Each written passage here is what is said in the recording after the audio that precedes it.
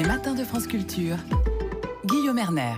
C'est ce que l'on pourrait appeler la concordance des temps. Si j'ouvre par exemple le journal Le Parisien qui fait sa une sur Jean-Luc Mélenchon avec ce mot l'outrance, on découvre une caricature de Rançon avec un Jean-Luc Mélenchon s'adressant à Marianne. Et Jean-Luc Mélenchon dit à Marianne: tu me touches pas, toi, ma personne est sacrée. Cette incarnation du peuple. Et maintenant, si je me tourne vers mon invité Marcel Gauchet, bonjour. Bonjour. Êtes philosophe. Je vous ai invité parce que vous publiez un Robespierre et on découvre chez Robespierre des phrases que Jean-Luc Mélenchon aurait probablement appréciées. Par exemple, celle-ci: tous les ennemis de la liberté parlent contre le despotisme d'opinion parce qu'ils préfèrent le despotisme de la force. Une phrase qui renvoie à cette actualité-là. Est-ce qu'il y a finalement, au travers de la controverse sur Robespierre et au travers du robespierrisme, parce que finalement on pourrait lui créer un isme aussi, est-ce que Jean-Luc Mélenchon est finalement l'un des descendants de Robespierre? Il l'est sans doute sur le plan de la philosophie politique. Il ne l'est pas, en l'occurrence, dans son comportement. Je crois que le souci formel de Robespierre et l'assez remarquable maîtrise de lui-même qu'il a montré tout au long de ces années, les quelques années de vie politique, n'ont rien à voir avec le comportement tout à fait postmoderne en réalité de Jean-Luc Mélenchon, qui aurait probablement horrifié Robespierre comme une transgression de la rigueur morale que doivent montrer les représentants de la nation. Pourquoi postmoderne ? Parce que postmoderne au sens de la déconstruction des codes, qui est la traduction la plus simple, en l'occurrence les codes de comportement. Je crois que nous avons assisté à quelque chose qui est qui aurait encore une fois horrifié Robespierre, c'est l'irruption d'un comportement privé dans la vie publique. Et tout son souci, c'était d'arriver à une impersonnalité de la conduite des gens qui s'exprime au nom du peuple. En l'occurrence, c'est la personne Mélenchon qui se conduit d'une façon outrancière, puisque c'est ce que tout le monde ressent spontanément, et pas le représentant du peuple Mélenchon. Mais si l'on considère qu'il y a aussi de vieilles théories sur la dualité des corps politiques, est-ce qu'on ne peut pas considérer que le corps de Jean-Luc Mélenchon, en tant que représentant de la nation, est un corps sacré, Marcel Gauchet ? Non. Justement, un représentant n'est pas un incarnateur. C'est toute la nouveauté de la politique moderne, dont précisément Robespierre est, je pense, l'un des grands premiers incarnateurs. Un roi incarne, c'est-à-dire sa personne même est sacrée. Un représentant, certes, reste une individualité humaine avec sa personnalité, ses particularités, il y a droit, mais il est autre chose que lui-même dans l'exercice de ses fonctions, et l'effort qu'on attend de lui, sans y réfléchir vraiment, c'est de se comporter à distance de ce qu'il est privément pour représenter et non pas incarner.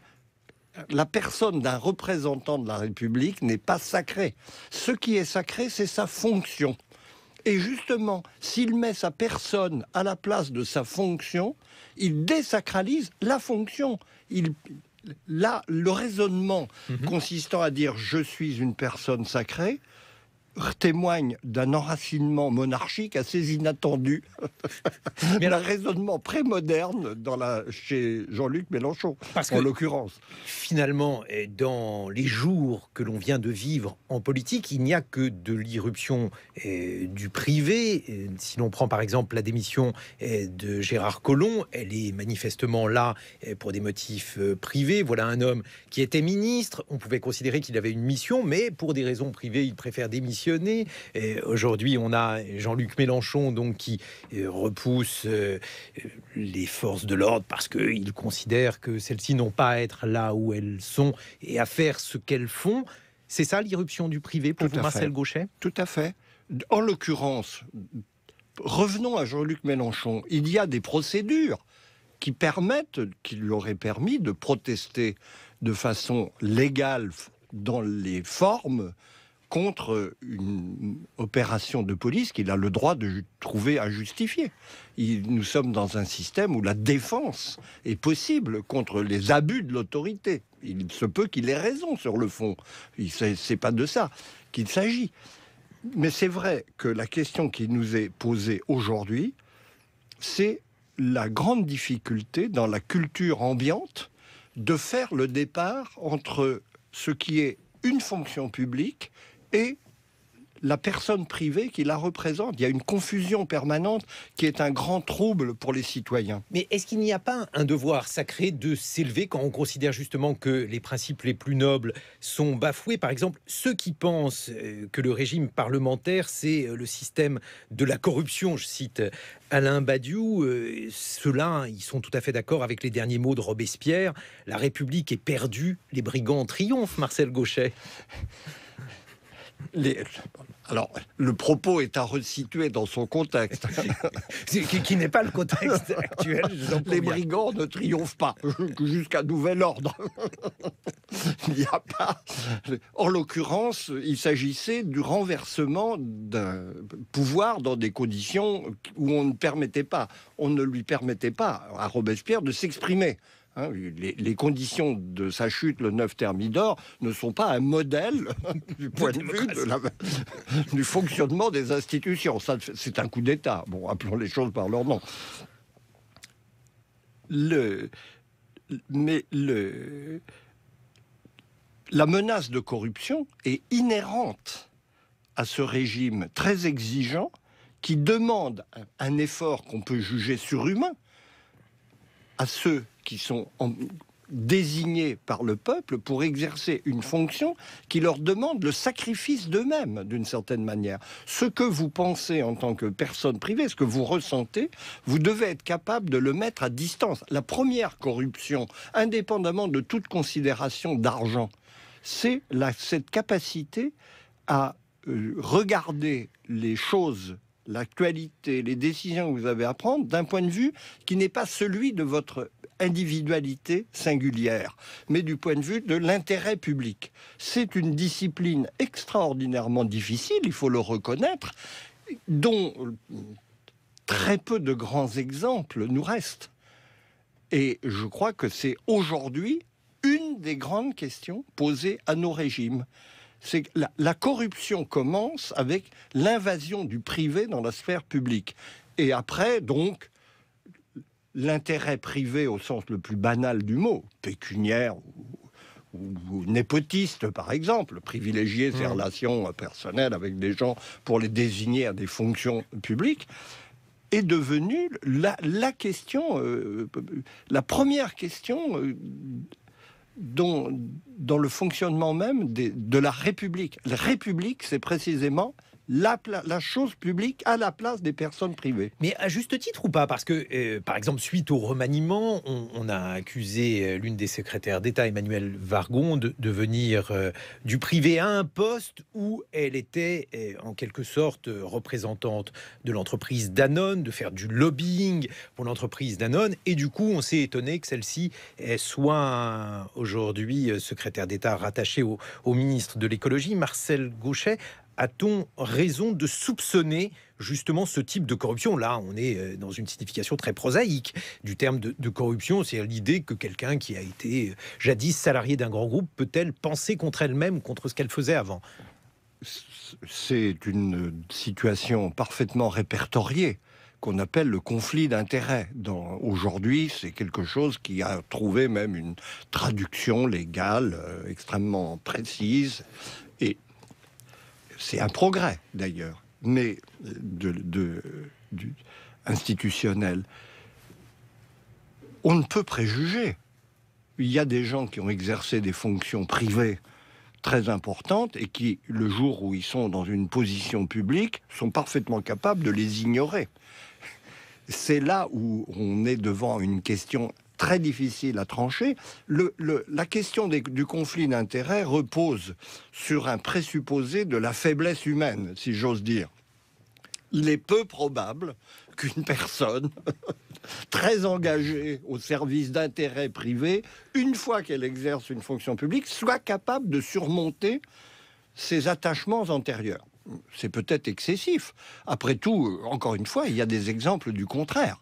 Mais voilà, on peut présumer qu'il est préférable, par précaution, c'est une sorte de principe de précaution politique, de faire en sorte que les gens qui ont eu à connaître d'intérêts privés et de les défendre ne soient pas mis dans une position où ils vont les retrouver sur leur route et les servir, même inconsciemment, par une espèce d'attachement naturel au milieu dont on vient. Mais alors, si on s'éloigne justement de ces intérêts privés, et si on voit la rhétorique inverse, celle qui consiste à dire... Je parle au nom de la France, celle qui consiste à croire qu'on incarne la France. Alors, De Gaulle était spécialiste en la matière, et à l'époque, le journal Le Monde, par la voix de Beuve-Méry, disait qu'il méritait le cabanon ou presque pour penser cela. Est-ce que aujourd'hui, c'est un discours qui tient encore la route lorsque Jean-Luc Mélenchon dit qu'il représente le peuple? Est-ce que Emmanuel Macron et une incarnation où faut-il définitivement tourner la page, Marcel Gauchet? Je crois qu'il faut clarifier la différence entre incarnation et représentation. Incarner une fonction veut dire que vous n'êtes pas en personne la fonction. C'est la fonction, c'est toujours des individus qui remplissent le rôle, mais la fonction, elle est abstraite et impersonnelle. Donc, autour de cette affaire, on a beaucoup parlé depuis quelques années, à cause de notre système politique et en particulier du rôle présidentiel, de l'incarnation. Il faut faire très attention à ce mot. Nous avons, dans la démocratie, affaire non pas à des incarnateurs, mais à des représentants. Un représentant, en effet, à titre individuel, incarne une fonction, mais il n'en est pas le dépositaire.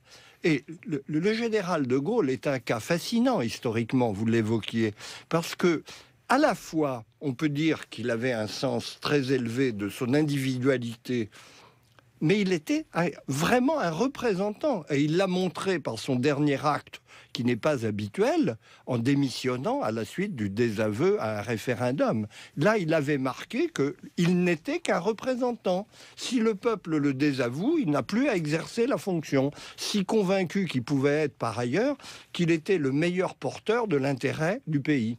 Et aujourd'hui, ce à quoi on assiste, est-ce justement le fait que la notion même de représentation soit difficile, flétrie? Il y a aujourd'hui un peu plus de 500 jours de pouvoir pour Emmanuel Macron, et tous les journaux ce matin, par exemple, disent que le second souffle que cherchait cet homme est impossible à trouver. Est-ce qu'il est structurellement impossible à trouver, ou bien est-ce qu'Emmanuel Macron a pris des décisions qui l'empêchent de le trouver, ce second souffle?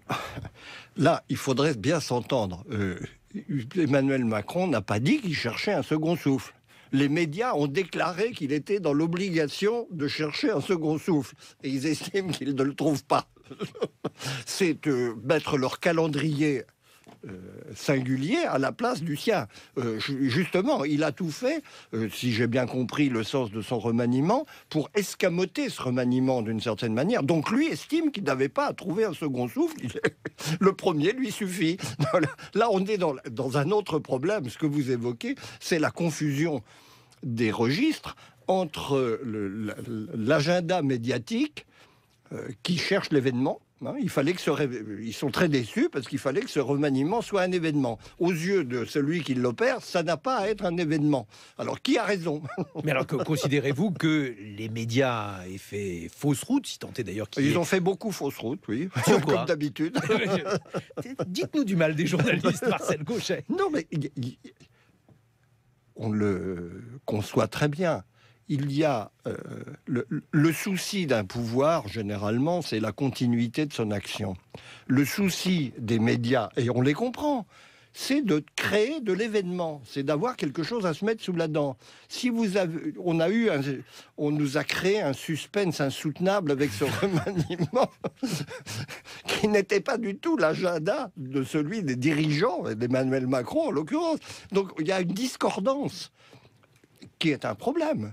pour l'univers démocratique, étant donné le rôle que joue l'information dans la vie publique. Bon, mais alors attendez, parce que si les médias ont un agenda strictement différent de celui du pouvoir, il reste à savoir ce que voudraient les Français. Pensez-vous qu'il y ait un décalage à la fois entre les dirigeants et les Français, et puis les médias et les Français? Oui, il y a un double décalage. C'est un des problèmes de la représentation d'aujourd'hui. La fonction, c'est une des complications extraordinaires de la vie démocratique. Elle se joue sur deux scènes différentes. Il y a la relation directe entre les gouvernants et ceux qui les ont élus, et la relation entre les gouvernants et les médias, et la relation entre les médias et les citoyens. On est passé d'une situation duelle à une situation triangulaire qui complique considérablement la vie démocratique partout. C'est un des éléments de sa déstabilisation. Et je crois qu'on n'est pas arrivé à une bonne clarification de cette situation qui est pourtant essentielle dans la vie publique. Quand on nous explique que les citoyens détestent à la fois les hommes politiques et les journalistes, où il y a un problème. Il me semble que ça ne peut pas marcher très bien comme ça. Mais alors, la différence entre l'époque de Robespierre, où Robespierre, vous citez des phrases étonnantes, où il se bat pour la liberté de la presse, et aujourd'hui, c'est qu'aujourd'hui, il y a un consensus entre Jean-Luc Mélenchon et Emmanuel Macron pour dire que la presse ne fait pas son métier, que les médias sont des freins à la démocratie. Qu'est-ce que vous en pensez, Marcel Gauchet? Ils ne sont sûrement pas des freins. Il y a la liberté de l'information est un élément clé du système représentatif qui n'a jamais été vraiment pensé. C'est la condition informelle du fonctionnement d'un système représentatif. Un système représentatif, ça n'est pas on élit une fois des gens qui ensuite font ce qu'ils veulent, j'exagère, et puis on les revoit 5 ans plus tard ou 7 ans plus tard, ou peu importe les délais. C'est un système où, en permanence, les citoyens sont associés à ce qui se passe dans la sphère du gouvernement par l'intermédiaire des médias. Certes, il y a une communication directe du gouvernement vers les citoyens, mais il y a aussi un contrôle exercé par l'information sur ce que font véritablement les gouvernants. On ne pourrait pas vivre sans cette dualité. Elle est constitutive. Il faut qu'à côté de la communication gouvernementale, il y ait une communication critique où tout ce qui se passe dans la sphère du pouvoir est sous les yeux des citoyens, de manière transparente. Mais encore faut-il que cette structure fonctionne, parce que c'est une structure politique informelle, fonctionne de manière convenable. Et le fait est qu'il y a où nous sommes aujourd'hui dans une situation de dérive où personne ne maîtrise plus rien. Marcel Gauchet, Robespierre, l'homme qui nous divise le plus, c'est le livre que vous publiez aux éditions Gallimard.